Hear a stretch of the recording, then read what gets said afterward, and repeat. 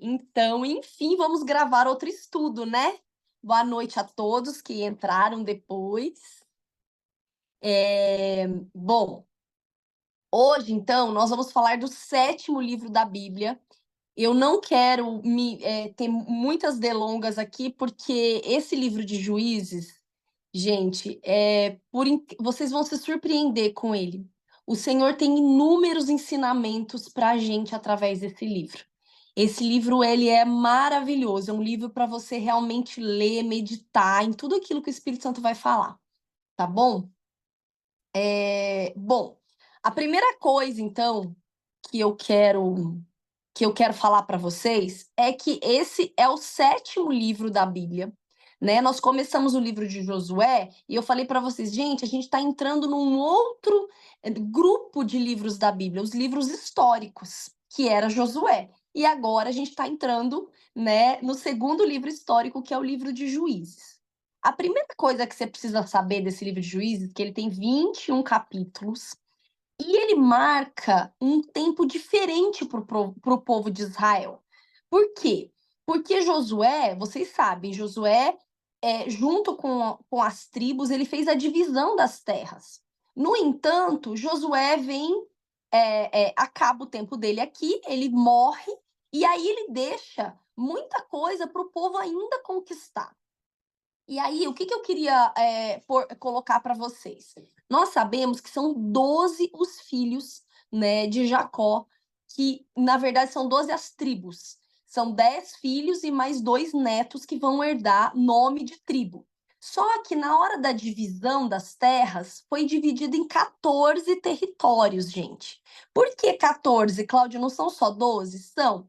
Só que foi dividido em 14 porque duas tribos, Manassés e Dan, eles ficaram com metade de um lado, um ficou perto do Mar Mediterrâneo, e depois lá do outro lado, e o outro, que é Manassés, também fez a mesma coisa, ficou metade num lugar e a outra metade em outro. Então, quando a gente vai ver a divisão dos territórios, nós vamos ver que dividiu em 14 territórios. Lembrando que Levi, que era a tribo dos levitas, não ficou com terra nenhuma, eles se dividiram dentro das outras tribos para servir o Senhor o tempo todo, tá?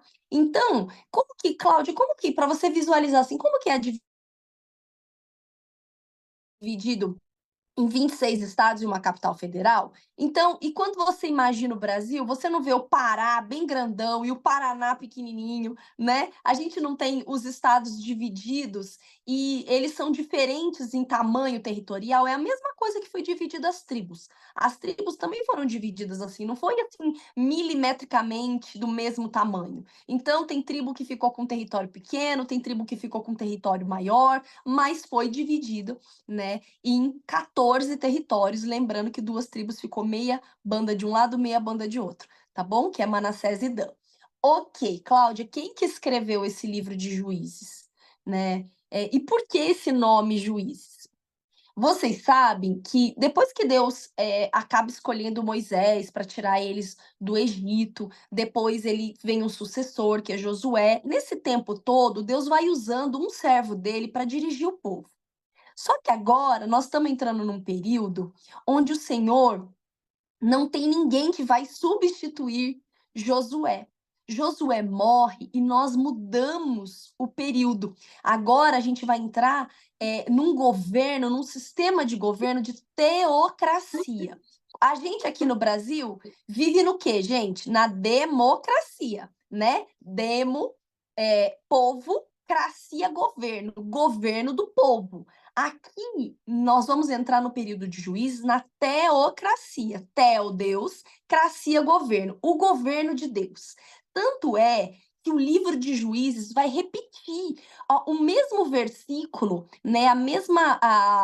Vai repetir algumas vezes o mesmo versículo, que vai ser o versículo assim chave para você entender esse livro. Que está onde? Juízes 21, 25, quem estiver anotando. 17:6, 18:1 e 19:1. Qualquer um desses que você abrir vai dizer praticamente a mesma coisa. Vamos abrir em um aqui? Vamos abrir Juízes 18:1. Vamos lá. Que é a chave do livro. 18:1 diz assim: nesse tempo não havia rei em Israel. Tá? 18:1. Aí fala da tribo de Dan. Vamos ver o 19:1. Naqueles dias em que o povo de Israel não tinha um rei para governá-los, ou seja, tudo está falando, a primeira parte, tá? Nós estamos lendo. Porque tudo está falando que não tinha rei, não tinha ninguém, ninguém sucedeu Josué. Abre aí comigo 21:25. Diz assim, 21:25. Naqueles dias não havia rei em toda a terra de Israel, e cada pessoa fazia o que lhe parecia direito. Em algumas Bíblias vai estar escrito, e cada um fazia o que achava certo aos seus próprios olhos. Por que que Deus, então, de uma organização, fez uma organização tribal e estabeleceu a teocracia? Porque essa sim foi a intenção de Deus. A intenção de Deus foi mostrar para o povo no deserto quais eram as leis, como era que eles precisavam viver para ter essa convivência com esse Deus, porque o Senhor desejava ser o Deus e o rei deles. Não desejava colocar ser humano nenhum para governá-los, né? Queria ser o Deus, ele queria ser o rei do povo. E foi isso que Deus fez nessa época de Juízes. Nessa época de Juízes, então, cada um do povo de Israel fazia o que era certo aos seus próprios olhos, e não havia rei sobre Israel. Só que eu não sei se vocês vão lembrar, gente, que o Senhor deu uma ordem lá no livro de Deuteronômio e disse, quando ele foi dar essa promessa da terra prometida, o que que ele falou? Falou: olha, eu vou levar vocês para uma terra boa, que mana leite e mel. No entanto, lá tem gente já vivendo lá. Vocês não vão fazer aliança com eles. Antes, vocês vão conquistar a terra. Vocês vão expulsar eles. Não façais aliança. E aqui, quem já leu pelo menos algum dia, algum versículo do livro de Juízes, vai entender que se tem uma coisa que o povo de Israel não fez, foi obedecer essa ordem de Deuteronômio. Vamos abrir lá para saber qual foi essa ordem que Deus deu? Abre aí comigo, Deuteronômio 7, nós vamos ler do 1 ao 11. Abre aí. O povo está no deserto, Deus já está falando da terra prometida. Vamos ver qual é a ordem que o Senhor deu para eles. 7, do 1 ao 11. Olha só. Diz assim: quando Yahvé teu Deus te houver feito entrar na terra prometida para possuí-la, ele próprio expulsará diante de ti nações muito mais numerosas que tu. Jebuseus. São 7 nações maiores e mais poderosas que tu. E quando o Senhor teu Deus entregá-las a ti, tu as derrotarás e as sacrificarás como anátema, ou seja, malditos.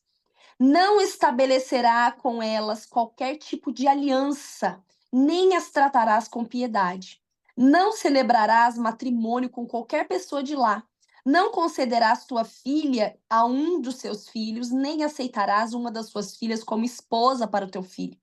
Pois desse modo, o teu filho se afastaria da minha pessoa para servir a outros deuses. E a ira do Senhor se inflamaria contra vós e rapidamente vos aniquilaria.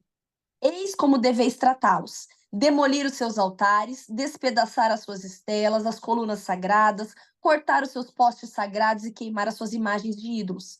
Pois tu és um povo consagrado a Yahvé teu Deus.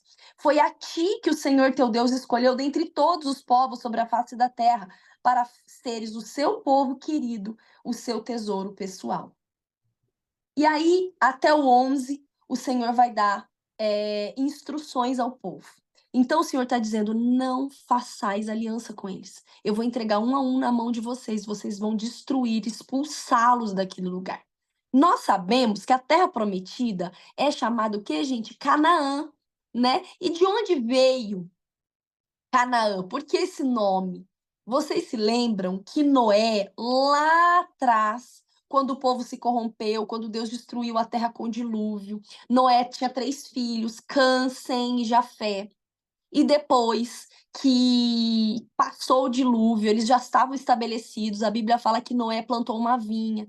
se embebedou, e o filho dele, Cã, foi e descobriu a nudez do pai. Cã tratou o pai com desonra. Ninguém sabe ao certo o que foi, na verdade, que Cã fez. Existem inúmeras especulações. Tem gente que fala que abusou do pai, tem gente que fala que ele expôs o pai à vergonha. Enfim, mas isso não importa. Importa que a Bíblia fala que ele descobriu a nudez do pai. E quando Noé voltou, né, daquilo que ele estava, do que ele tinha se embriagado, a Bíblia diz que ele amaldiçoou Cã?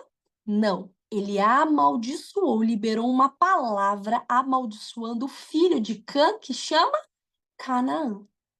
Então, gente, quando Deus escolhe a terra de Canaã para o povo dele escolhido e diz: olha, destrói tudo.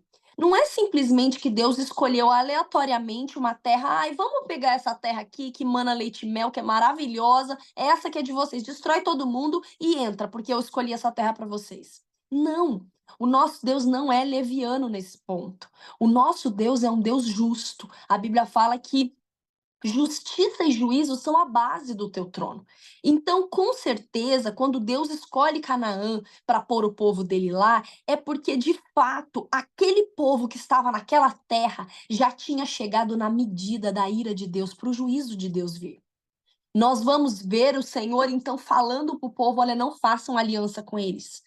Não façam, não dei os filhos de vocês para casamento com eles, porque isso vai ser para vocês como um laço, como uma armadilha. Abre comigo Juízes capítulo 2 para vocês entenderem o que Deus está falando. Juízes 2. Olha, gente, toda vez que você for lendo a Bíblia, você entende que nada do que está escrito aqui é simplesmente aleatório. Tudo, a palavra inteira é inspirada pelo Espírito para nos ensinar algo.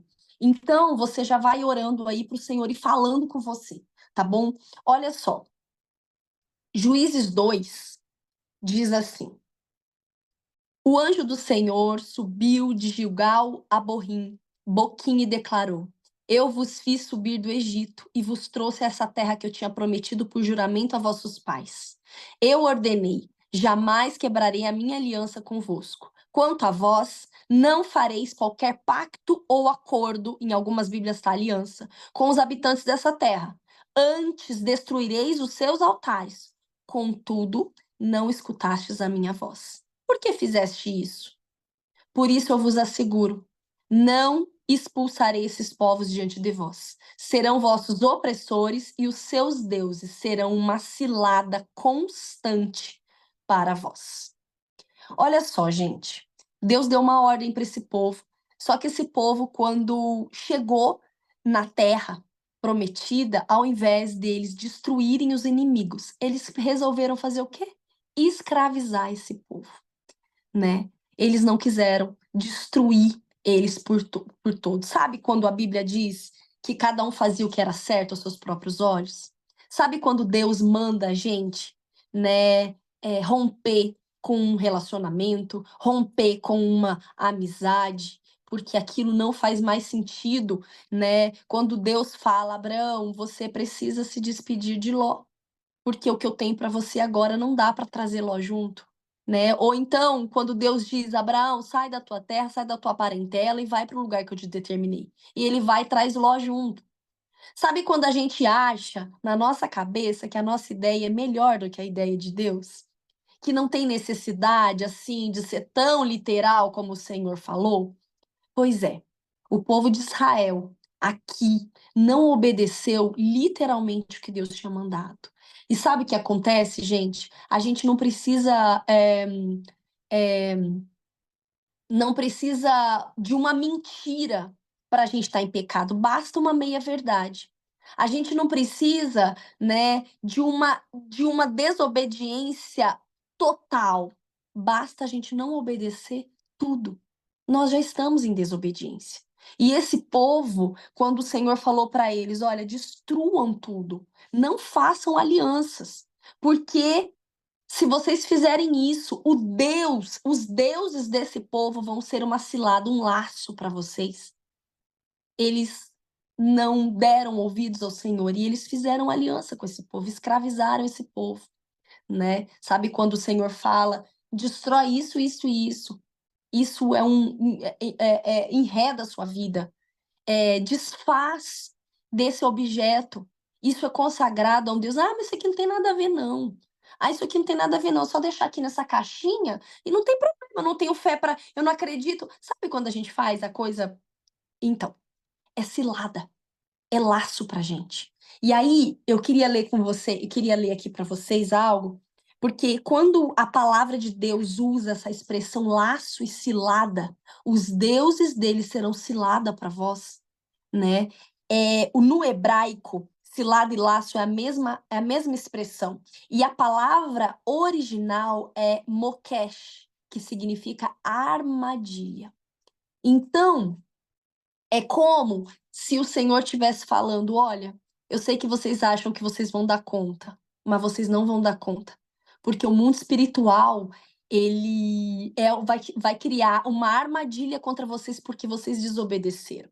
Então, eles acabaram mantendo esse contato, né, com esse povo e acabaram ficando presos em armadilhas espirituais, e nós vamos entender isso. O que acontece, gente? Quando a Bíblia usa essa expressão juízes, né?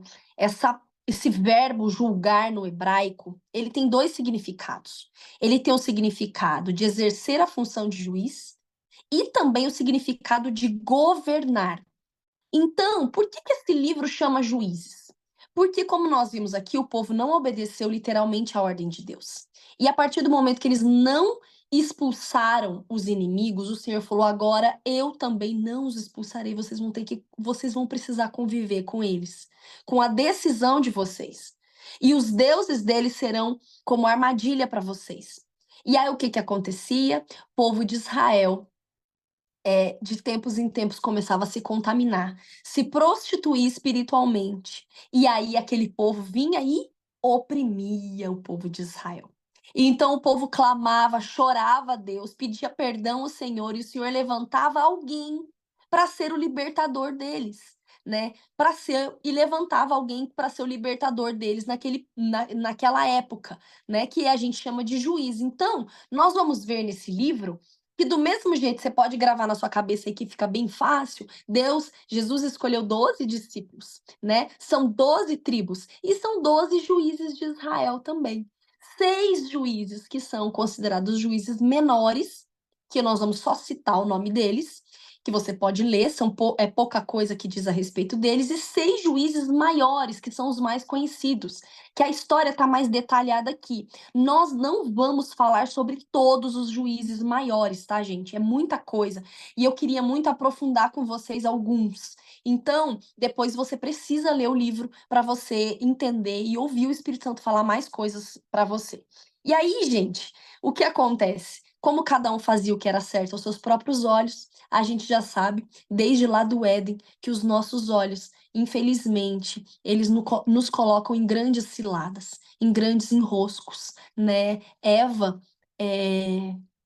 quando ela viu aquele fruto, ela foi enganada pelos próprios olhos, né? Quando a serpente diz para ela, com certeza você não vai morrer. E a Bíblia diz: e viu Eva que o fruto parecia bom, né? Viu. Então, assim, a Bíblia vai dizer que Ló, quando tá com Abraão e Abraão pergunta para ele: escolhe, Ló, para onde você quer ir. Ele fala assim: ele cobiçou, ele olhou as campinas do Jordão, viu que tinha água, ele cobiçou as campinas do Jordão. Ele foi traído pelos próprios olhos, porque as campinas do Jordão estavam juntinho com Sodoma e Gomorra. E quando Deus veio trazer juízo sobre Sodoma e Gomorra, destruiu também onde Ló estava. E Ló acabou perdendo a família dele. Nós vamos ver aqui, né, que inclusive alguns dos inimigos que temos aqui no livro de Juízes, que são os moabitas, os amonitas, são todos derivados de uma relação incestuosa de Ló com suas filhas. Por quê? Porque quando Deus vai trazer o juízo, Abraão fica desesperado e vai buscar Ló com a família. E aí o Senhor fala: eu vou poupar Ló por amor a você, Abraão. Mas eles não podem, ninguém pode olhar para trás do que deixou. E o que acontece com a esposa de Ló? Ela olha para trás e ela vira o quê? Uma estátua de sal. E aí a Bíblia diz que aquele que se entrega à cobiça destrói a sua própria casa. Gente, presta atenção nesse versículo, isso é um princípio no mundo espiritual. Quando a gente se entrega à cobiça, a gente destrói a nossa própria vida, a nossa própria casa, a nossa própria família. Ló cobiçou as campinas do Jordão, ele destruiu a casa dele. Ele voltou sem a esposa, com 2 filhas que deixaram seus maridos também. As filhas ficaram tão desconsoladas, embriagaram o pai. Uma se deitou com o pai, teve um filho dele, e a outra também se deitou com o pai, teve o filho dele, Amon e Moabe, que dão origem aos amonitas e os moabitas aqui. Nesse povo, um povo que Deus traz juízo de tanta coisa de perversão sexual que eles trazem nos cultos deles. Então, assim, o que que nós precisamos saber desse livro? Nós precisamos saber que esses 12 juízes, eles não julgavam um em seguida do outro. Ah, primeiro foi Otoniel, depois foi outro, depois foi... Não. Quando nós vamos fazer a conta de quanto tempo eles julgaram, né, e durou o tempo deles aqui na Bíblia, nós vamos fazer uma conta que vai dar mais ou menos uns 400 anos. Isso não bate com o tempo. Então, Cláudia, como é que é se não está batendo e a Bíblia não é contraditória? O que acontecia? Acontecia que os juízes eles foram levantados concomitantemente. Então, enquanto está lá numa tribo, Deus levantava Jefté, levantava Sansão em outro, levantava Otoniel em outro, levantava Débora em outra. Vocês estão entendendo como é que era? Então, eles eram, na verdade, eles eram contemporâneos uns dos outros. E aí, gente, bom, fechou isso na sua cabeça? Então, nós temos 6 juízes menores e 6 juízes maiores. Quando Deus levantava esses juízes? Quando o povo começava a ficar opresso pelos inimigos, né? Eles clamavam a Deus, Deus levantava um libertador. E é tão lindo, eu até chorei, porque o que que acontece? A palavra de Deus fala que Deus permitia que o inimigo oprimisse eles, porque eles escolheram isso para eles. Só que quando eles clamavam, quando eles choravam, o povo de Israel chorava, a palavra de Deus fala que o coração de Deus doía. O coração de Deus ficava apertado e ele não suportava ver o sofrimento do povo e levantava alguém para libertá-los, tá bom? Então, assim, antes da gente ir para os 12 juízes, né? Se você estiver anotando aí, nós vamos ter 6 juízes menores, que são Otoniel, Eude, desculpa, gente. Os menores, esses são os maiores. Os menores são Sangar, Tolá, Jair, Ilsan ou Abezan, em algumas Bíblias, Elon e Abdon. São esses 6, ok? Menores. Os 6 maiores, depois que eu der esse apanhado geral com vocês, né? Nós vamos entrar em alguns aí para a gente estudar mais a fundo, até para você entender também como que você precisa estudar a palavra de Deus. Quais são os 6 maiores, então? Otoniel, né?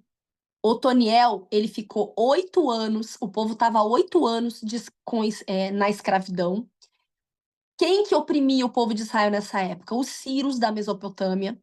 O rei dos Círios era Cusã-Ritaim, que a Bíblia diz que ele era um etíope de dupla iniquidade. E depois que Otoniel foi levantado por Deus, teve 40 anos de paz. Então, 8 anos de escravidão, 40 anos de paz. Próximo juiz, Eude. 18 anos o povo estava sendo escravo de quem? Dos Moabitas. Como eu disse para vocês, Amon e Moabe são netos de Ló, fruto da primeiro incesto da Bíblia, relação sexual entre pai e filho, filha e pai, né? Então, Moabe foi um dos netos de Ló. Os moabitas, então, eles estavam escravizando o povo de Israel durante 18 anos. Deus levanta Eude e tem 80 anos de paz. Gente, olha só como que a mão de Deus, ela não é muito pesada para punir. O juízo dele, embora ele seja um Deus justo, mas ele é um Deus misericordioso. Por isso que a Bíblia vai falar que ele visita a iniquidade dos pais nos filhos até a terceira e a quarta geração. Mas daqueles que o obedecem é até 1000 gerações. Aqui nós vamos ver 8 anos de escravidão com Otoniel, 40 anos de paz. 18 anos de escravidão com Eude, 80 anos de paz. Depois tem Débora, né? 20 anos de escravidão com os cananeus e 40 anos de paz. Como eu disse para vocês, já falei aí no começo do estudo quem eram os cananeus, né? São netos, né, de Noé, e filhos do filho dele chamado Cã. Depois tem Gideão. Deus levanta Gideão, que o povo estava 7 anos sendo opresso pelos midianitas, e Deus levanta Gideão para 40 anos de paz. Gente, quem eram os midianitas? Os midianitas, a origem dos midianitas é que depois que Abraão perdeu a sua esposa Sara, ele se casou com Quetura, que era uma concubina, e ele teve uma filha chamada Midian. Então, os midianitas vieram dessa origem, ok? Gideão. Depois vem Jefté. Jefté, o povo estava 18 anos sendo opresso. E aí vocês vão ver algo estranho acontecer com Jefté e com Sansão, porque o povo ficou 18 anos sendo opresso, Deus levantou Jefté, só que eles tiveram só 6 anos de paz depois que Jefté foi levantado e libertou o povo. E nós vamos entender, olhando a história de Jefté, por que tão pouco tempo. E depois, quem eram os inimigos? Os amonitas. Quem são os amonitas? Eles vieram também de quem? De Amon, filho, fruto do incesto de Ló com sua própria filha, né? Lá em Gênesis 19, você pode ler depois, do 24 ao 38. O deus deles era Milcom, que é uma versão amonita de Moloque, nós já estudamos também aqui, e eles tiveram 6 anos de paz.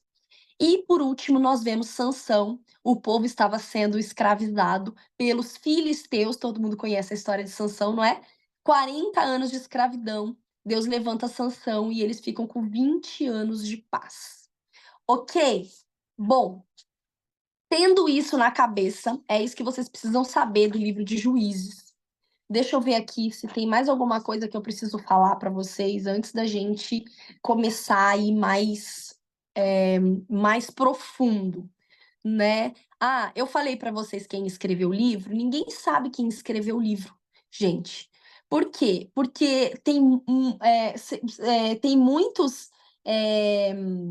muitas informações de que o livro foi totalmente compilado lá na época de Davi. Tem uns que dizem que ele foi escrito em algumas partes dele, foi escrito quando o Reino do Norte dividiu com o Reino do Sul, e algumas pessoas dizem que foi Samuel quem escreveu. Cláudia, por que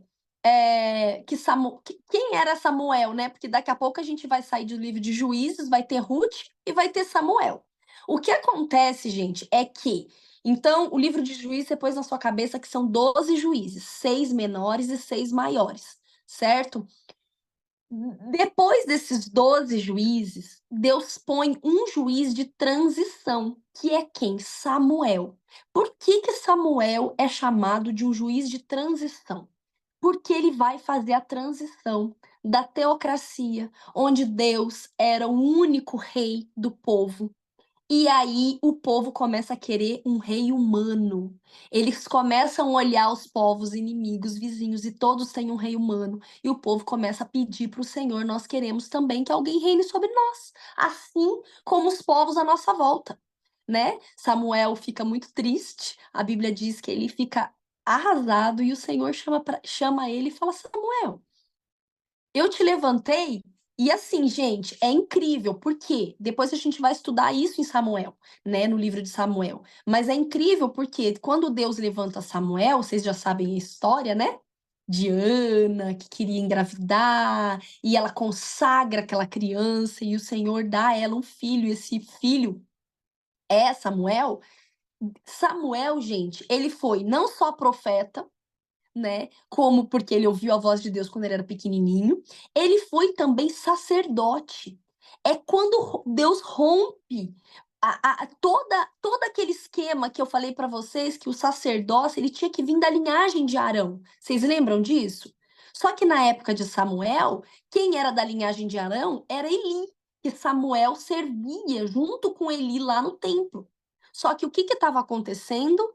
Eli estava fazendo vista grossa com seus filhos estavam denegrindo o nome do Senhor, estavam blasfemando, estavam tendo relações sexuais, estavam comendo dos sacrifícios, e Eli calado, passivo com relação à criação dos filhos.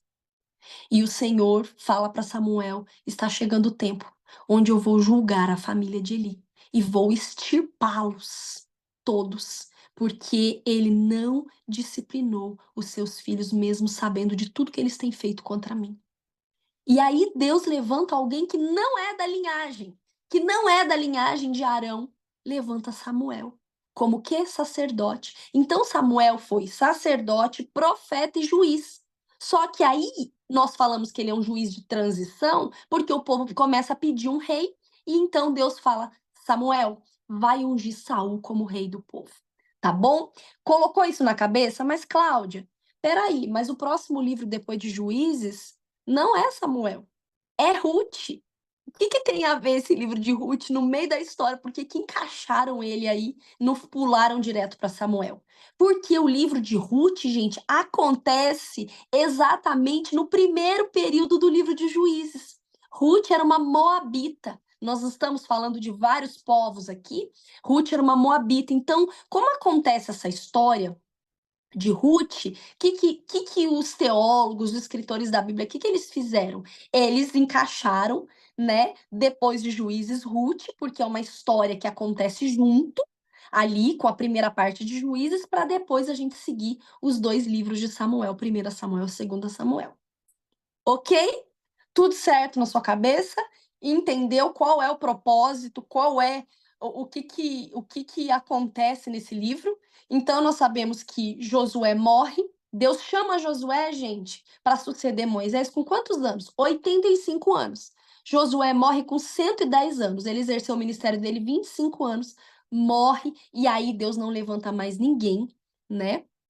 Deus não levanta mais ninguém. Tanto é que vocês vão ver lá quando a gente estiver no livro de Samuel, que o povo de Israel, ele se enveredou tanto em tantos pecados de idolatria, de feitiçaria, de adoração a outros deuses, que na época de Samuel, a Bíblia vai dizer que as visões e a palavra de Deus era escassa. Deus quase não falava com o povo, de tanto que o povo havia se afastado do Senhor, tá bom? Então, beleza. Qual é o versículo, então, que você tem que gravar na sua cabeça a respeito de Juízes? Naquela época, não havia rei sobre Israel. E cada um fazia o que achava certo aos seus próprios olhos, né? Então, beleza. Ok. Vamos lá, então. Primeira pessoa que nós vamos falar hoje. Primeiro. Não. Antes da gente ir para os juízes, para os juízes que Deus levanta, abre aí a sua Bíblia. Nós vamos ler a respeito aqui de uma passagem que eu preciso falar disso com vocês, mesmo que seja rapidamente, porque parece uma coisa meio sem contexto, tá bom? Mas não é sem contexto, e a gente precisa tem algo que Deus precisa falar com a gente aqui, que está no primeiro capítulo de Juízes, que vai falar depois da morte de Josué, né? A tribo de Israel, ela consulta Deus e o povo de Israel consulta Deus e pergunta para o Senhor: Senhor, qual das nossas tribos deve subir primeiro contra os cananeus? E o Senhor fala: Judá subirá. Então, vamos ler aqui. Você pode desligar o seu microfone, por gentileza, e, ler para mim capítulo 1 de Juízes, do 1 até o 7. Nós vamos falar de um personagem estranho chamado Adoni-Bezeque. Vamos lá. Desliga seu microfone e lê para mim. Capítulo 1, do versículo 1 até o 7.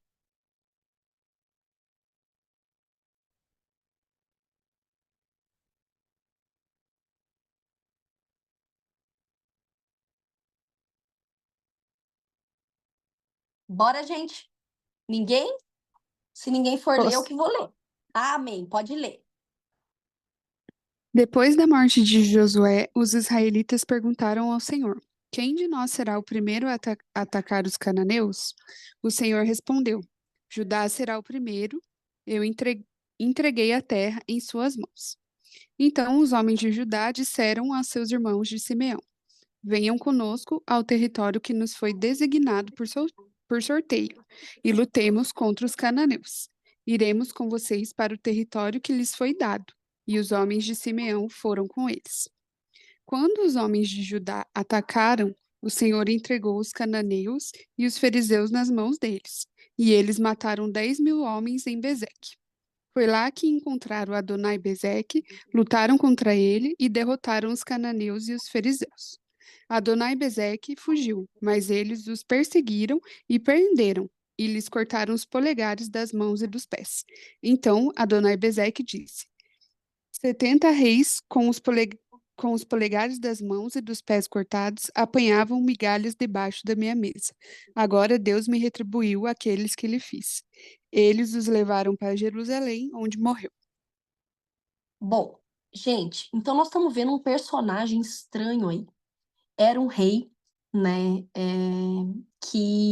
Um rei cananeu, que chamava Adoni-Bezeque, que estranhamente, quando ele ia para a guerra, ele pegava o rei, o líder daquele inimigo, ele cortava os polegares das mãos e os polegares dos pés e fazia com que esses reis apanhassem migalhas debaixo da sua mesa real. E quando eles perseguem Adoni-Bezeque, eles prendem ele. Estranhamente, né, a Bíblia diz que o povo de Israel corta os polegares das mãos e os dos pés. E ele diz: Olha, assim como eu fiz com 70 reis, assim fizeram comigo. O Senhor me retribuiu. Bom, tem algo muito profundo aqui com relação. Nós vamos puxar esse link aqui para a gente entender, né? Por que que essa história está contada aqui? Né? Por que falar a respeito desse rei que foi morto e por que ele fazia isso? Por que citar? Por que a Bíblia está citando isso? Primeira coisa que a gente precisa saber é que Adoni significa senhor e Bezeque significa disseminação ou massificação, podendo ser interpretado como uma distorção sutil de crescimento à base da castração. Adoni-Bezeque, ele era um rei, né? Então aqui a gente está falando de governo, de liderança. E estranhamente, gente, aqui o Senhor está dizendo para nós que existe uma infiltração maligna dentro da própria igreja, por exemplo, da Igreja de Cristo. Deus não, Satanás, ele pode distorcer alguns crescimentos dentro da igreja de uma forma sutil, através de uma massificação, de uma robotização, né? Castrando a identidade do povo através de uma liderança, com um abuso de autoridade. Por quê? Adoni-Bezeque, ele cortava os polegares das mãos, porque os polegares das mãos, eles dizem respeito à identidade. E eram os polegares que você conseguia segurar uma espada. Sem o polegar, você não conseguia ir para a guerra. Você estava castrado, não só na sua identidade, mas como guerreiro. Ele cortava os polegares dos pés, porque os polegares dos pés diz respeito ao equilíbrio. Se você perde o polegar do pé, você não tem equilíbrio para se manter em pé. E aí ele colocava essas pessoas que eram líderes, que eram reis, que tinham sido chamados para uma realeza debaixo da sua mesa. E aqui nós estamos falando de um perigo muito grande dentro da igreja, quando um líder idolatra um método de crescimento, quebrando princípios, inclusive, que o próprio Deus deu, de criatividade, originalidade, permitindo que aquelas pessoas que estão debaixo da sua liderança sejam realmente quem Deus chamou elas para serem, né? Faz uma robotização, olha, só funciona se você agir dessa forma. Não, eu quero que faça o atendimento, o aconselhamento desse jeito. Não, eu quero que lidere e que se movimentem na célula desse jeito e desse jeito. Não estou falando de organização, tá, gente? Eu estou falando de uma disseminação de um espírito de controle, né? Que idolatra, traz uma idolatria para uma liderança, e tudo é debaixo daquele modus operandi ali. Não pode sair daquilo, né?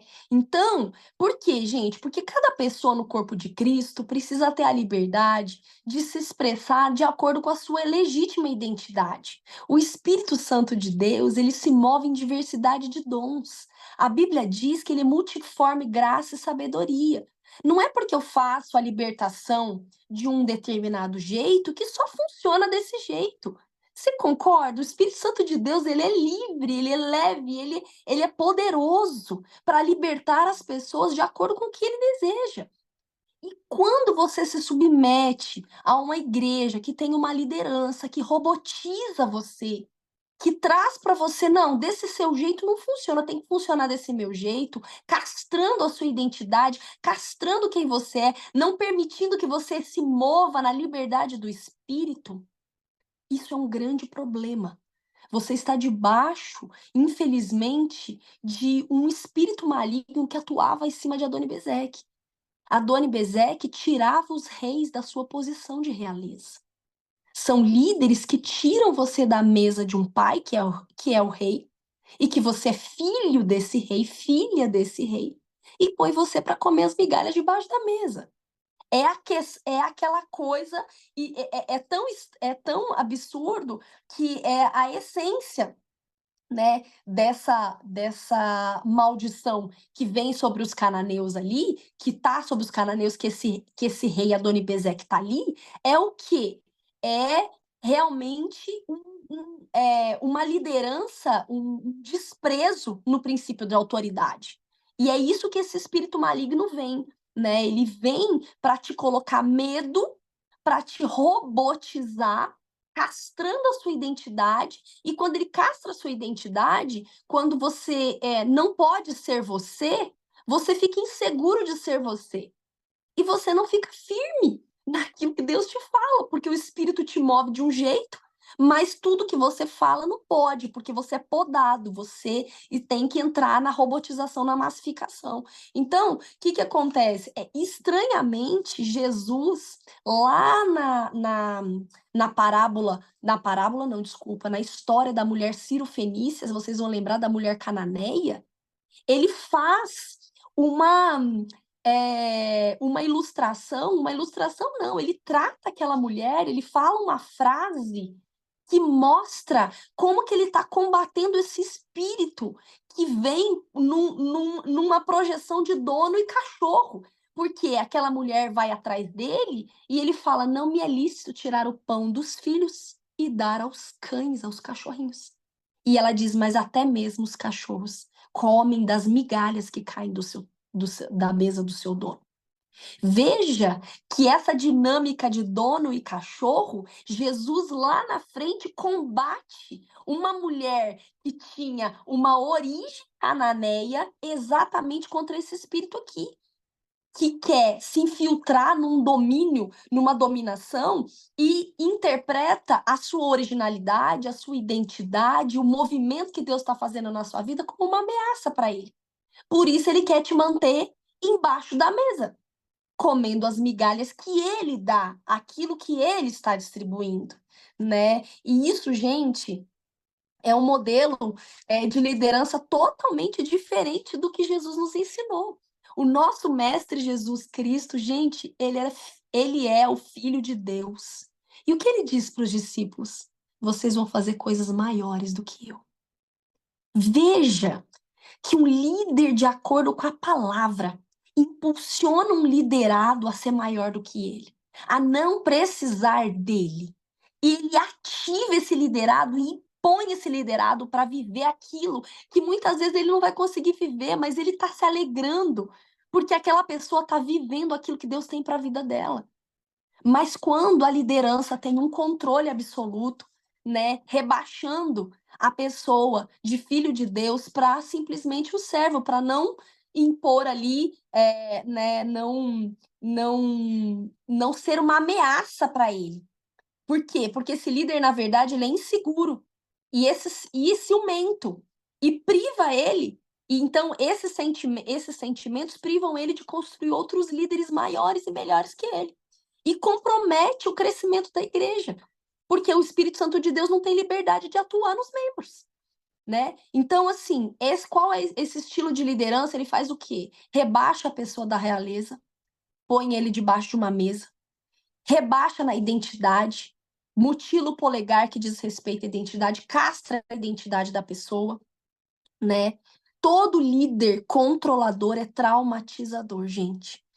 O controle na liderança impede a pessoa de desenvolver a identidade e as suas próprias convicções. Desequilibra o caminhar seu com Deus. Essa pessoa desequilibra, né? Faz ter inconstância, você fica inconstante, parece que fraco ministerialmente, porque você não consegue exercer tudo aquilo que Deus tem. E esse é o jeito de Adoni-Bezeque. Adoni-Bezeque colocava aquelas pessoas que eram tão reis quanto, né, numa posição de cachorros. E aí, beleza. Ok, fechamos esse raciocínio só para a gente entender quais são as infiltrações do inimigo. Beleza. Agora, vamos para um dos juízes, que eu quero conversar com vocês a respeito dele. Talvez, de todos os juízes, né? Deixa eu só ver qual que está na ordem aqui. Tá. Eu ia falar de Jefté agora, mas eu vou falar de Débora rapidinho, e depois a gente fala de Jefté. Bom, Débora, gente, incrivelmente foi uma juíza levantada por Deus. Alguém que julgava o povo, né? A palavra de Deus diz, capítulo 4 de Juízes, capítulo 4:2, diz assim. Não, 4:1, vou ler o 1 primeiro. E aconteceu que logo depois da morte de Eude, novamente os filhos de Israel praticaram o que Yahvé, o Senhor, condena. Assim o Senhor Deus os entregou nas mãos de Jabim, rei de Canaã, que dominava em Azor. O comandante do seu exército era Cícera, que habitava em Arosete-Agoim. Os israelitas se lamentaram e clamaram a Yahvé, porque Jabim, que possuía 900 carros de ferro, os estava subjugando há 20 anos. Nesta época, Débora, uma profetisa, casada com Lapidote, julgava e liderava Israel. Ela se assentava debaixo da conhecida tamareira de Débora, que ficava entre Ramá e Betel, nas montanhas de Efraim. E os filhos de Israel costumavam vir até ela para que ajuizasse sobre as causas e questões. Certa ocasião, Débora mandou chamar Baraque, filho de Abinoão, da tribo de Naftali, e lhe declarou: Yahvé, Deus de Israel, em verdade te ordena: prepara-te, toma contigo 10.000 homens dentre os filhos de Naftali e os filhos de Zebulon, e vai ao monte Tabor. Eis que farei com que Cícera, o chefe do exército de Jabim, marche com os seus carros e as suas tropas até o rio Quizon, a fim de guerrear contra ti. Contudo, eu, o Senhor, os entregarei nas tuas mãos e tu os vencerás. Então Baraque rogou a Débora: se tu vieres comigo, eu irei, mas se não vieres comigo também, eu não marcharei. Ao que Débora lhe assegurou: que seja como pedes, certamente irei contigo. Contudo, não será tua glória dessa empreitada, porque o Senhor entregará Cícera nas mãos de uma mulher. Preste atenção no que a Bíblia está dizendo. O Senhor entregará Cícera, que é o chefe, o comandante do exército cananeu, a uma mulher. E levantando-se prontamente, partiu Débora com Baraque em direção a Quedes. Nós vamos pular o restante e vamos bem para o fim dessa história. O povo de Israel vai guerrear contra os cananeus. E realmente eles destroem os cananeus, mas Cícera, que é o chefe do comandante, que é o comandante do exército dos cananeus, foge. E ele foge para onde? Ele foge para a casa de Éber, o queneu. Lá nessa casa, porque os queneus não tinham rixa com os cananeus. E eles também tinham paz com os israelitas. Então, o que o cananeu Cícera pensou? Embora ele tenha um nome meio parecido com o nome de mulher, mas era um homem, tá, gente? O que ele pensou? Eu vou me esconder aqui e aqui tá seguro, porque Éber, o queneu, tem paz conosco. E aí, gente, eu queria falar para vocês o que que acontece. Olha só, Jael era esposa do queneu Éber. Éber não estava na tenda quando Cícera apareceu. Mas olha o que acontece no 18. Diz assim: saindo Jael ao encontro de Cícera, ofereceu-lhe: entra, senhor meu, entra na minha tenda, não temas. Ele prontamente aceitou-lhe o convite e ela o cobriu com um tecido. Então ele lhe rogou: dá-me, peço-te, de beber um pouco de água, porque tenho sede. Ela abriu um recipiente de couro que continha leite, deu-lhe de beber e o cobriu de novo. E Cícera recomendou à mulher: põe-te alerta à entrada da tenda. E há de ser que se alguém vier e te perguntar: há alguém aqui? Responde imediatamente não. Então Jael, esposa de Éber, tomou uma estaca da tenda e lançou mão de um martelo e foi-se mansamente a ele e lhe cravou a estaca na têmpora, atravessando-lhe a cabeça até fincar na terra. Ele dormia profundamente, vencido pelo cansaço, e assim morreu. E eis que surge Baraque perseguindo a Cícera. Jael saiu ao seu encontro e anunciou-lhe: vem e te mostrarei o homem que procuras. Ele entrou com ela e contemplou Cícera caído, morto, com a estaca atravessada nas têmporas. Assim Deus derrotou humilhantemente naquele dia Jabim, rei de Canaã, perante todo o exército de Israel.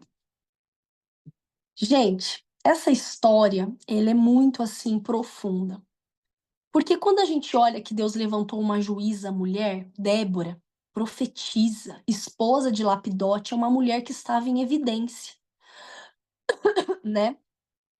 É uma mulher que estava em evidência. No entanto, gente, alguém me fala que horas são, porque eu não posso me perder aqui no horário. Eu não quero.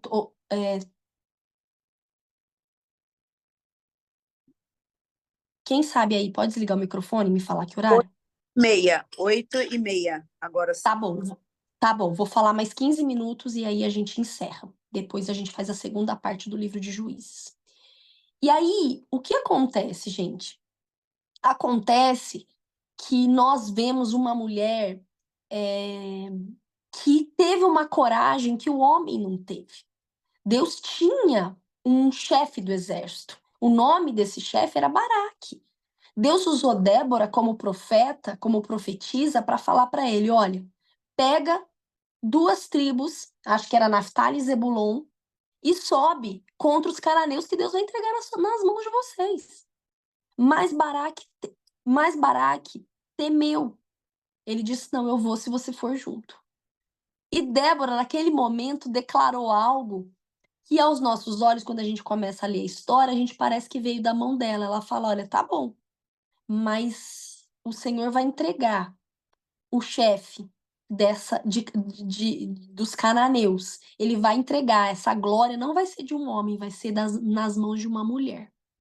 Ela libera essa palavra profética, mas não é ela quem mata Cícera. Quem mata Cícera é uma mulher que ninguém nem sabia direito quem era.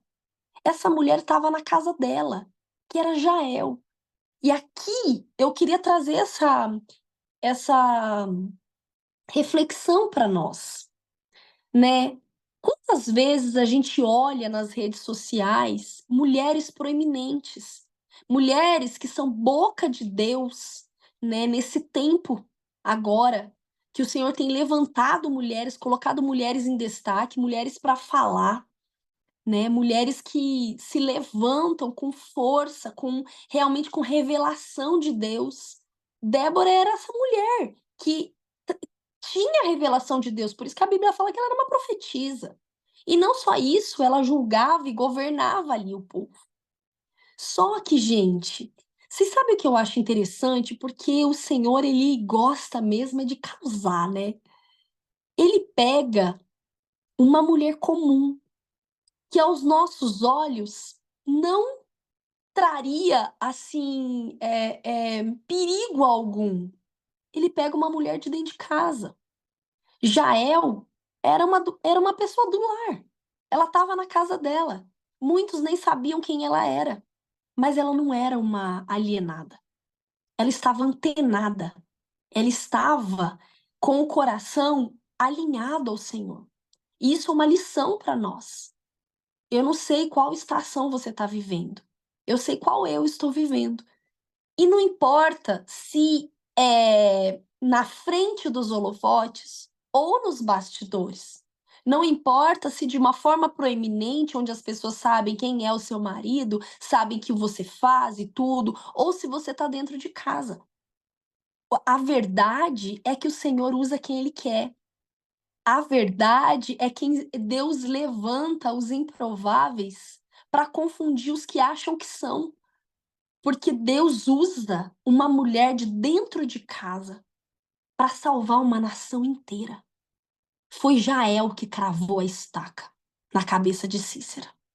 Foi ela quem destruiu Cícera, né? Foi ela quem, com o que ela tinha, teve uma estratégia tão pontual contra o inimigo, porque a gente não vê Jael gritando que não, ele sabia que ela sabia que ele era o chefe dos inimigos de Israel. Quando ele entra, ela mansamente, sem alarde, sem escândalo, pega um cobertor, coisas que ela tinha dentro de casa, pega um leite. Ele pede água, mas ela dá leite, leite dá sono. Ela entendeu uma estratégia de Deus, ela estava tão alinhada que ela entendeu ali uma estratégia de Deus. E quando o inimigo deitou para dormir e dormiu profundamente, porque ele não achou que tinha qualquer perigo naquela vida daquela mulher, ela pegou uma estaca da tenda. A estaca era usada para puxar, para estender, para abrir mais a tenda, e o martelo que ela usava lá foi exatamente com o que ela tinha dentro de casa. Que o Senhor deu a estratégia para ela salvar uma nação. O que pode fazer uma mulher alinhada em Deus, gente? Com aquilo que ela tem. Não precisa de muita coisa. Ela precisa estar simplesmente alinhada no Senhor. Quantas de nós aqui, como mulheres, podemos salvar toda uma família? Podemos, com sabedoria e estratégia de Deus, libertar vidas e mais vidas. Podemos virar chaves na linhagem. Mas a gente precisa estar conectada, sem alienação, né? Sem alienação. Jael era uma mulher de dentro de casa, totalmente conectada ao Senhor. E o Senhor deu a ela a glória de cravar a estaca na têmpora de um principado e salvar toda uma nação. Então, essa história de Débora e Jael. Débora anunciou, Débora liberou a palavra profética, mas a atitude e a morte daquele principado veio nas mãos de uma improvável, de uma mulher que ninguém dava, achava que era só uma pessoa do lar, né? E foi exatamente a peça-chave, a chave mestra de Deus para destruir um principado que assolava uma nação. Amém? Então, essa é a história de Débora e Jael. Você depois leia, tem o Cântico de Débora, que é lindo, que você pode. E eu tenho certeza que se você ler a história, Deus vai falar com você mais coisas, revelar mais coisas. E agora, gente, para a gente encerrar, nós vamos falar de Jefté. De todos os juízes, né, que eu poderia aqui dizer para vocês, essa é a história que mais impacta meu coração. É a história, assim, mais profunda dos juízes. Porque nós vamos ver que Jefté, ele fala, né, do perigo de nós querermos o propósito de Deus antes de estarmos preparados para ele. Antes de termos uma maturidade, uma cura, uma libertação completa. Essa precipitação, o perigo da gente entrar num nível mais alto com Deus, no mundo espiritual, sem estarmos sarados antes.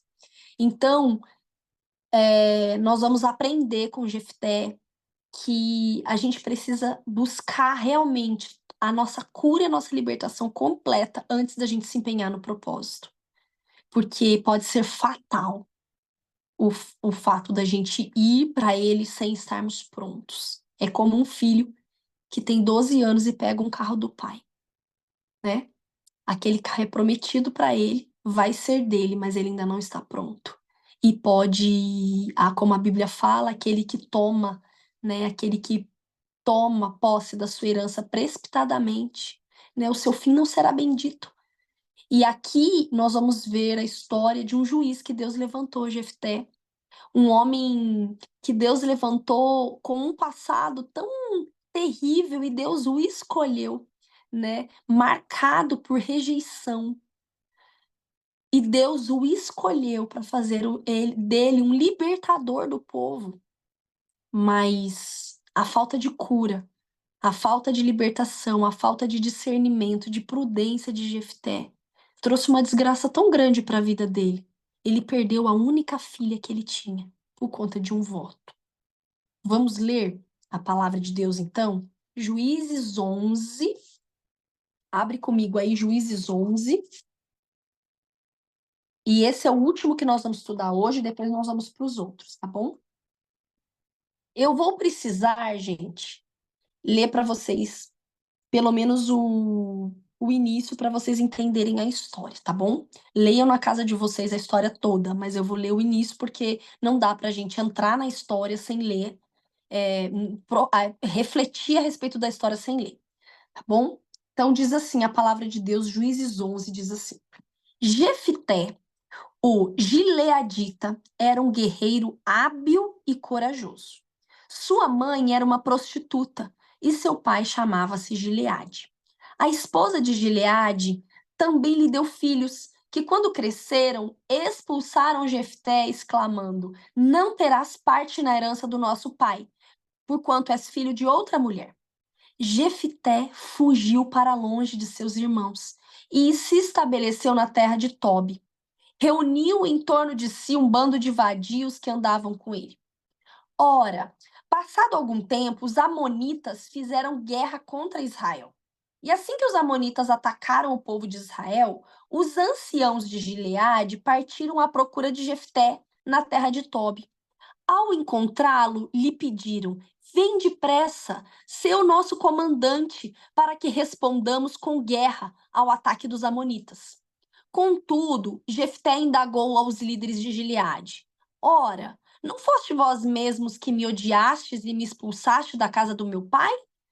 Diante do que os chefes de Gileade afirmaram a Jefté: Apesar disso, eis que agora estamos te fazendo o apelo. Vem conosco, combaterás os amonitas e serás o nosso chefe, e também de todos os habitantes de Gileade. Então Jefté declarou aos anciãos de Gileade: Se me viestes levar de volta para casa, a fim de combater os amonitas, e para que Yahvé os entregue na minha mão, então serei vosso comandante nessa missão. 11. Vou pular algumas coisas, tá, gente? Jefté partiu na companhia dos anciãos de Gileade, o povo o aclamou como chefe e comandante, e Jefté repetiu todas as suas declarações em Mispa na presença do Senhor. Aí, vai para o 30. O 30 diz assim: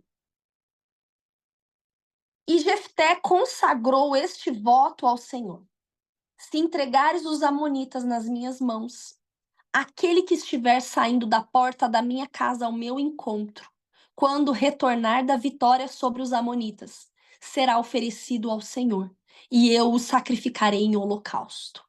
Então Jefté partiu para o combate com os amonitas, e o Senhor os entregou a todos em suas mãos. Ele tomou posse de 20 cidades, desde Aroera até os arredores de Minite, 34. Assim que Jefté retornou à sua casa em Mispa, sua filha saiu ao seu encontro, dançando de alegria ao som de tamborins. Ela era sua única filha. Jefté não tinha nenhum outro filho ou filha. No instante em que a viu, rasgou suas vestes e exclamou com um brado de dor: Oh, não! Ah, minha amada filha! Estou terrivelmente aflito e desesperado por sua causa, pois fiz ao Senhor um voto que não posso deixar de cumprir. E a filha, compreendendo, lhe afirmou: Meu pai, tu assumiste esse compromisso com Yahvé. Trata-me, pois, de acordo com o que prometeste, porquanto o Senhor concordou em te vingar dos teus inimigos, os amonitas.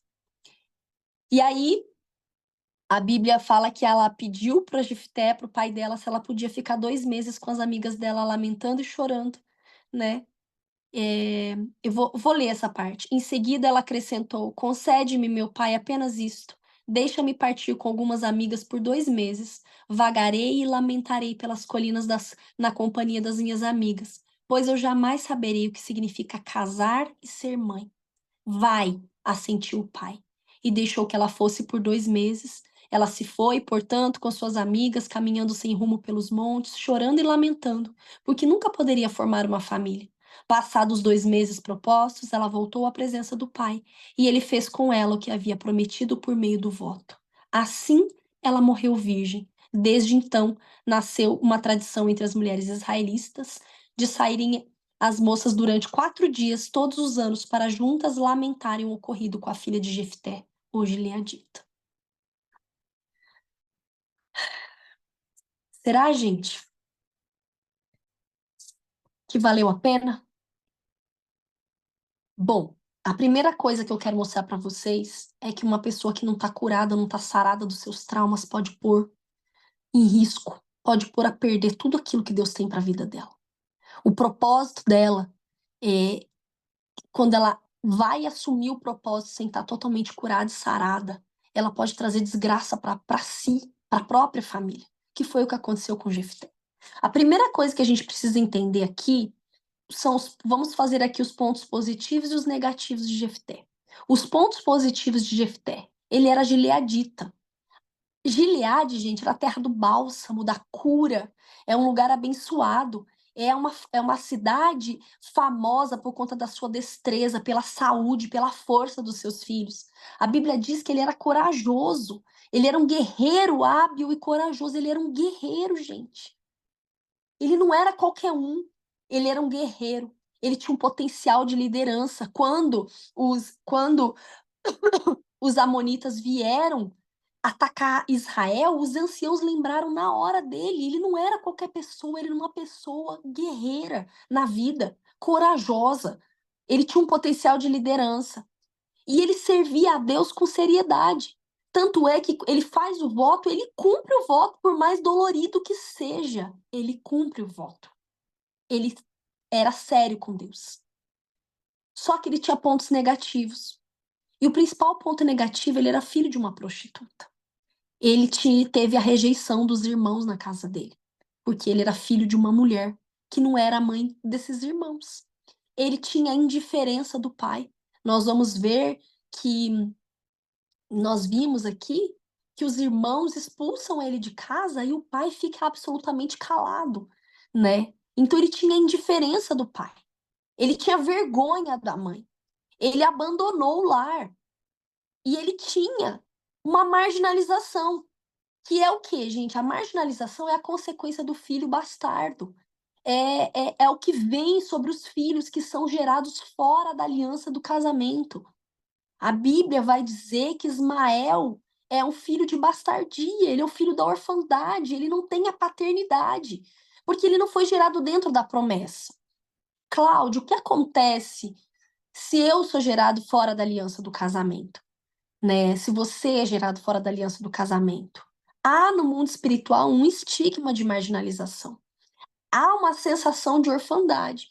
Você com certeza tem uma dificuldade aí de se conectar com Deus, de ter Deus como um pai realmente, ou então você tem dificuldade, né, de se adequar aos ambientes, de se sentir pertencente dos lugares. Porque há essa marginalização em cima da bastardia, em cima da orfandade. Cláudio, como fazer isso? Como fazer isso no mundo espiritual? No mundo espiritual, como você precisa fazer? Você precisa, né, declarar para o mundo espiritual ouvir. Primeiro, pedir perdão porque os seus pais te geraram fora da aliança do casamento. Te geraram sem uma segurança espiritual, sem um telhado de proteção espiritual. Depois, você precisa perdoar o seu pai e a sua mãe por terem cometido isso, por serem irresponsáveis a esse ponto de colocar um filho no mundo sem essa proteção espiritual, né? Porque uma pessoa que não se sente pertencente, que está sempre marginalizado, não sabe quem é, não sabe seu valor e nunca vai cumprir o propósito. Tá cheio de feridas e dores, tá cheio de rejeição. né? Então, você precisa perdoar o seu pai e sua mãe também. Liberar perdão na vida deles. E depois, junto com alguém, você confessar isso e essa pessoa, junto com você, orar ao Senhor. Deus, em nome de Jesus, eu concordo com a oração aqui da minha amiga, do meu amigo, e eu desligo ela hoje de toda orfandade espiritual, de toda bastardia espiritual. Eu ligo ela na tua paternidade. Eu ligo ela no reino da luz. É assim que a gente faz para tirar alguém da orfandade e da bastardia. Amém? E aí, voltando aqui a Jefté, o que acontece? Ele ser filho dessa prostituta, não ter o apoio do pai, descompensou tudo nele, todo o seu potencial. Porque como que você acha que Satanás atuava na mente dele? Você é uma vergonha. Todo mundo olha para você, você é o filho da prostituta. Você é a expressão exata do pecado de adultério do seu pai. Você é filho de adultério. Você é filho da prostituta. Golpes de rejeição foram afligindo a alma de Jefté, né? Comprometendo o que? A identidade dele, a reputação dele diante da sociedade, perante a própria família, né? Gente, o ataque fulminante de Satanás no ser humano é a rejeição. Quando ele começa a colocar rejeição, é igual uma luta de boxe. Quando o adversário abre o supercílio. É uma questão de tempo para dar um nocaute. A gente sabe como é que é. Ele não vai ficar batendo, quando abre o supercílio, ele não vai ficar batendo no estômago, no ombro, vai ficar batendo do outro lado do braço. É uma pressão psicológica muito grande, porque Satanás vai ficar batendo sempre nisso, nessa tecla de rejeição, e de tempos em tempos vai fazer as pessoas te rejeitarem, e de tempos em tempos vai fazer você se auto-rejeitar. E ele vai marcando e batendo no supercílio, até que a pessoa tem nocaute. Até que a pessoa já não sabe quem ela é mais, até que ela quer morrer, até que ela quer acabar com tudo. Então, é, a rejeição, ela é isso. E quem é o espírito maligno que está por trás da rejeição? Que está por trás da orfandade? É Moloque. Moloque é o pai da orfandade. Moloque é o espírito maligno que quer separar pais e filhos de uma forma traumática. E por incrível que pareça, Moloque era também o principado dos amonitas. Era Milcom, mas é a versão de Moloque. A Amonita, a versão amonita de Moloque. Então, pensem bem, Deus levanta alguém com cargas de rejeição que deveria ser curado para atacar exatamente um espírito que traz rejeição. Mas esse homem, infelizmente, não estava curado e nem sarado. E ele também não foi prudente nem discerniu a situação. Por quê? Né? Quando os irmãos rejeitam ele, quando você sofre rejeição, gente, você se sente inferior e diferente das outras pessoas. Esse espírito atrai pessoas para rejeitar você, como aconteceu com Jefté, os irmãos rejeitavam. As pessoas da sociedade rejeitavam. As pessoas da cidade rejeitaram ele. Então ele foi deserdado, expulso de casa, sem direito à herança. Está dizendo aqui. E quando você é rejeitado, qual é a sua atitude? Está mostrando aqui. Qual a atitude de uma pessoa rejeitada? Jefté fugiu para longe. Quando a gente é rejeitado, a gente quer fugir. A gente quer esquecer o nosso passado, a gente quer começar tudo de novo e cada hora a gente começa tudo de novo. Só que o mundo espiritual, ninguém corre do mundo espiritual. Ninguém dá para correr do seu passado. A sua história é uma coisa só no mundo espiritual. Sem tempo, sem espaço, né? Então, quando Jefté foge, ele quer fugir daquela sensação de rejeição. Então, só que Satanás usa a rejeição como uma ferida aberta e golpeia sem parar no mesmo lugar. É uma estratégia perfeita. Além dos irmãos e da sociedade rejeitar, ele teve a indiferença do pai. Essa indiferença do pai dele de nunca defender ele diante dos irmãos, né? Não é só uma rejeição ativa dos irmãos o problema é uma rejeição passiva do próprio pai. Por quê? Porque ao mesmo tempo que o pai, que Jefté, Satanás atacava Jefté, atacava o pai com culpa também. Tá vendo, seu adúltero? Olha aí, o menino foi gerado do seu adultério. Trazia vergonha para o pai de ter adulterado, se envolvido com uma prostituta. Então Gileade não defendia o filho, que era Jefté. Ele ficava o quê? Calado. Não fazia absolutamente nada. E Jefté era agredido, vez por vez, moralmente, o tempo todo. Aumentava cada vez mais essa ferida dentro dele. Ele se sentia totalmente desamparado, desprotegido pelo próprio pai. A vergonha da mãe de ser um filho de uma prostituta, de lembrar que a mãe não teve um homem, teve vários. É um filho, ele era filho da imoralidade, da prostituição, é isso que Satanás jogava na mente dele. Uma pessoa, uma mãe que gerou um péssimo legado para um filho. A vergonha, além da rejeição, atormentava Jefté, era um estigma para ele. Ele abandona o lar. Como que ele corresponde a essa rejeição e tudo isso que ele está sofrendo? Com fuga, com rebelião. Ele saiu da situação, gente, mas a situação não saiu dele. Uma alma esburacada pela rejeição, comprometendo toda a existência, identidade e personalidade. E aí ele se marginaliza, porque é isso que a rejeição faz. É isso que a orfandade faz. É isso que Moloque faz. A pessoa fica marginalizada, à margem. O que é a marginalização? É colocar à margem de. Tenta se enturmar, mas não se encaixa. Tenta se enturmar, mas é marginalizada. Então, a pessoa rejeitada, ela quer construir uma história longe do passado dela, na tentativa de apagar ou esquecer, mas ninguém pode fugir do passado. A gente tem que resolver o passado dentro da gente, né? A gente precisa de cura e libertação de Deus, para que a nossa identidade seja restaurada nele. Quais são, gente, características de uma pessoa que sofre rejeição? Sentimento de inferioridade. Mesmo que ela não demonstre que ela tem inferioridade, ela se sente inferior. Ela se sente rejeitada pela própria família, ainda que a família não faça nada de diferente. Ela se sente assim. Ela sente que os pais gostam mais de um irmão do que dela. Ela sente isso, né? Tem uma insegurança e uma carência na vida emocional. Dificuldade de se encaixar nos ambientes, ficar à margem na escola, à margem na igreja, à margem, marginalização. E fora tudo isso, né, quando a gente faz libertação, principalmente na parte da rejeição, para a gente saber se a pessoa foi rejeitada no ventre, a gente tem 8 características que demonstram a rejeição. Que é medo, ira, autoimagem negativa, carência excessiva, baixa autoestima, ciúmes, inveja. A inveja que não é inveja de conquista das pessoas, é inveja de relacionamentos, é inveja de você, puxa vida, eu queria que meu pai fosse assim como o pai da fulana é. Puxa vida, eu queria que meu marido me tratasse assim como o marido da fulana trata. Ah, se eu tivesse uma mãe como a mãe da Beltrana, né? Como a mãe do fulano. Inveja e falsa culpa. Todas essas características vêm para a vida de uma pessoa que é fruto de rejeição.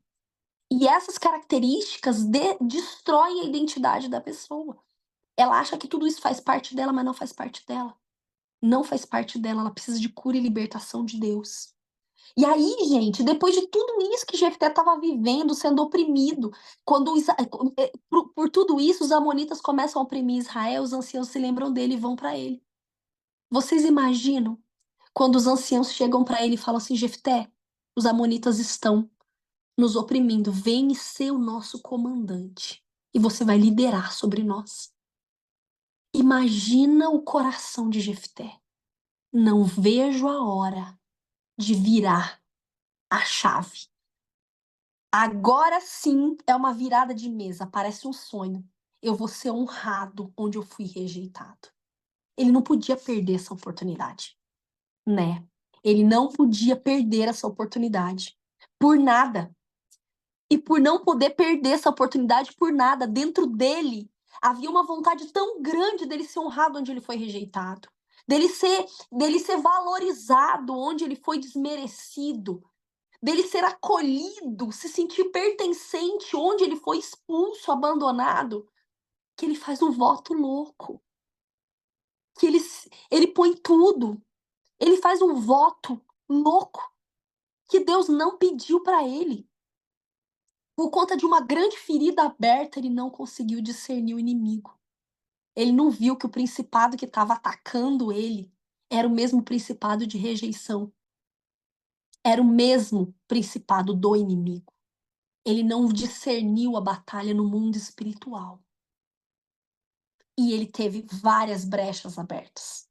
Como eu disse para vocês, Milcom, que era o deus dos amonitas, é a versão amonita de Moloque. Então, os amonitas foram gerados em um ambiente de imoralidade sexual também. Por quê? Porque eram os filhos de Amon, né? Fruto do incesto de Ló com uma das suas filhas. Eram filhos da perversão, assim como Jefté era filho da perversão. Um era de incesto, o outro era da prostituição. É tudo do mesmo barco. Mas Jefté foi para a guerra sem estar sarado. Jefté foi para uma guerra pesada sem estar curado. Um guerreiro ferido, gente, ele consegue vencer uma guerra, gente. Ele teve a vitória, mas sobre por um preço impagável. A vida da sua única filha. Então, com essa história, nós vamos concluir que a nossa prioridade em Deus precisa ser uma construção de nós mesmos. Eu gosto de falar que nós não fazemos a obra de Deus, nós somos a obra de Deus. Nós precisamos caminhar na nossa estação, sem ter um desespero de Deus cumprir logo aquilo que ele prometeu, porque aquilo que ele prometeu ele vai cumprir. No tempo certo ele vai cumprir, porque não é porque diz respeito a você. Diz respeito a ele mesmo. O que sai da boca dele não volta para ele vazio. A palavra não vai voltar. Ó, Deus, aqui, ó, não cumpri aquilo que você falou a respeito da Cláudia. Sabe por quê? Porque não deu. Não, vai cumprir. Mas nós precisamos valorizar o tempo que nós estamos vivendo, a estação que nós estamos vivendo. Gente, não tem uma coisa mais linda do que quem presta atenção e quem vive a intensidade do processo da estação que está vivendo. Não adianta você entrar no inverno. Ai, que saco! Agora que eu queria estar numa piscina, que eu queria estar no verão, não tem sol, e não contemplar a beleza do inverno. Não adianta você entrar no verão e falar, ai, que saudade do inverno. Saco esse sol, esse calor, esse, sabe? Nós precisamos ver a beleza do processo. Porque o processo tem as suas belezas e tudo que você está sendo construído hoje no processo, ainda que esteja oculto, põe na sua cabeça. Aquilo que Deus esconde, ninguém faz aparecer. Mas na hora que ele botar nos holofotes, a hora que ele soprar o nome, a hora que ele fizer aparecer, ninguém mais esconde. Ninguém mais esconde. Então, em nome de Jesus, que nós possamos amar o processo. Amar, querer a cura, querer a libertação, querer a restauração. Porque quando a palavra vai dizer em Romanos que a criação aguarda ansiosamente a manifestação dos filhos de Deus, a expressão original no grego é huios, são filhos maduros, amadurecidos, maturados no processo. E sabe o que é mais lindo? Porque cada um de nós aqui tem uma história. E essa história é única no mundo inteiro. E a multiforme graça e sabedoria de Deus vai usar você do seu jeito único. Porque o Senhor não precisa de pessoas para ficarem palestrando teoria daquilo que lê. A Bíblia fala que ele nos chamou como testemunhas. Testemunha é aquela que vive. Amém? Então, em nome de Jesus, que nós possamos ser pessoas diferentes de Jefté, que quer sair tão rápido do processo, que quer se livrar tanto daquela dor sem entender como se livrar daquilo, querendo pular logo essa fase e viver o que Deus tem, para a gente realmente conseguir usufruir com todo o potencial daquilo que Deus tem para nós no tempo certo, na estação certa. Ele nunca chega atrasado. Amém? Essa é uma história, né? que nós precisamos concluir que a prioridade deve ser a nossa restauração, cura e apropriação da verdadeira identidade de Deus para nós, sob penas da gente sacrificar o que é mais valioso por conta de uma distorção na ferida na nossa alma. Amém? Então nós vamos encerrar aqui, primeira parte de Juízes, ok?